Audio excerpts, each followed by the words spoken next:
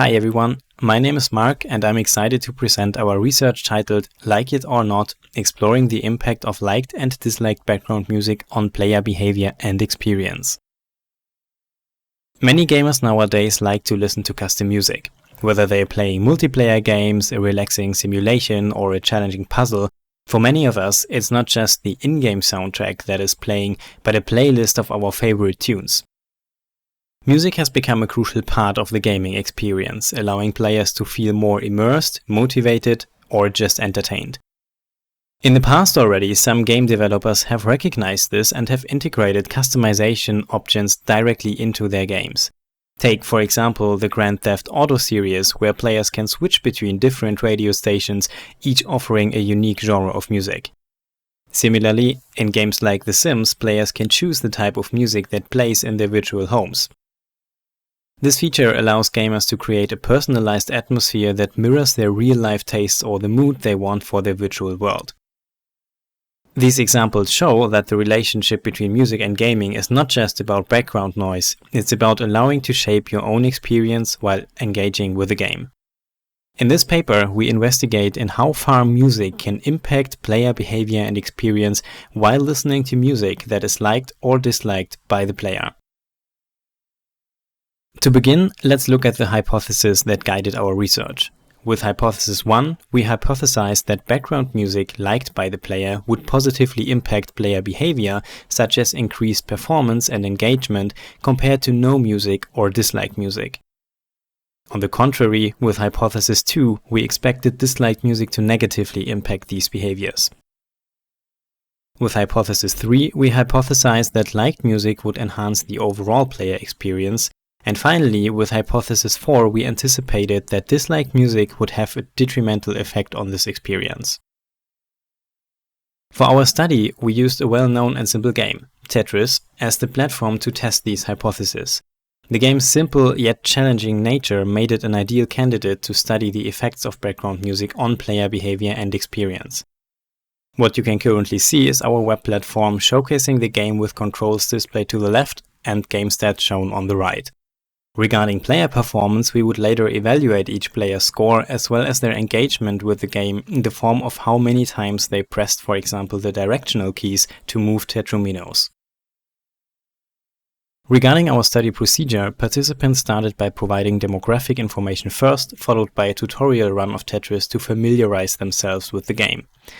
After that, they played 3 rounds of Tetris, each with a different music condition: no music, liked music, and disliked music. Each condition was played twice in order to prevent a one-shot bad luck round.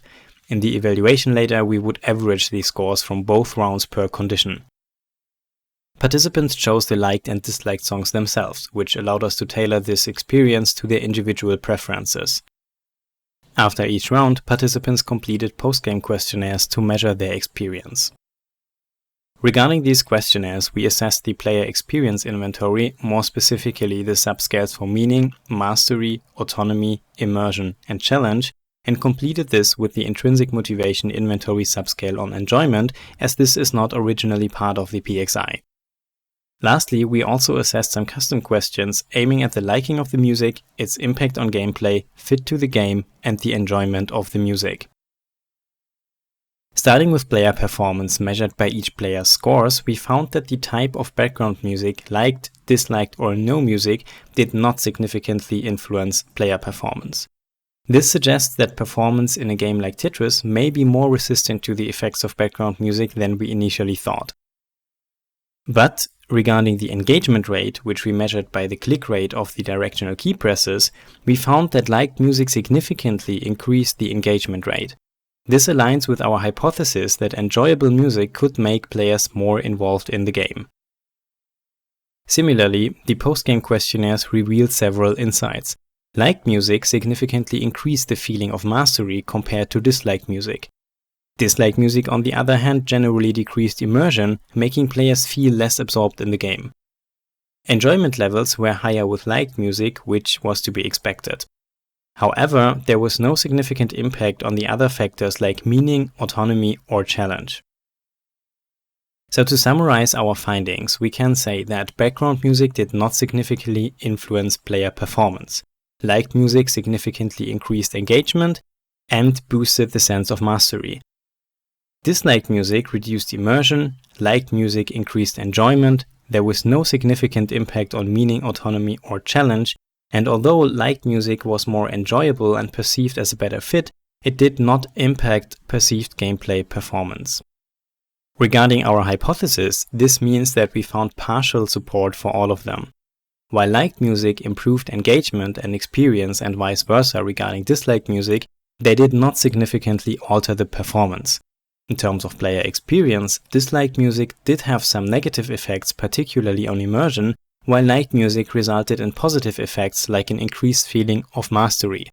But not all subscales that we measured showed effects here. Of course, we also did face some limitations in our study.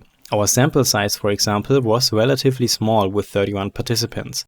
This was enough according to our power analysis for medium-sized effects, yet there could have been smaller effects which we missed, especially in light of a rather low p-value of 0.6 for performance. Here, a replication study with a larger sample size could provide more definitive results. Furthermore, the diversity of individual music preferences is vast, and our approach relied on self-selected tracks. Future research could use curated playlists to control for variability and further investigate the flow and impact of custom music choices on gameplay. In this regard, we did check our collection of music regarding differences, for example, regarding beats per minute, but there are many more factors that may influence users beyond such factors. If you want to know more, feel free to refer to our paper or feel free to reach out to us.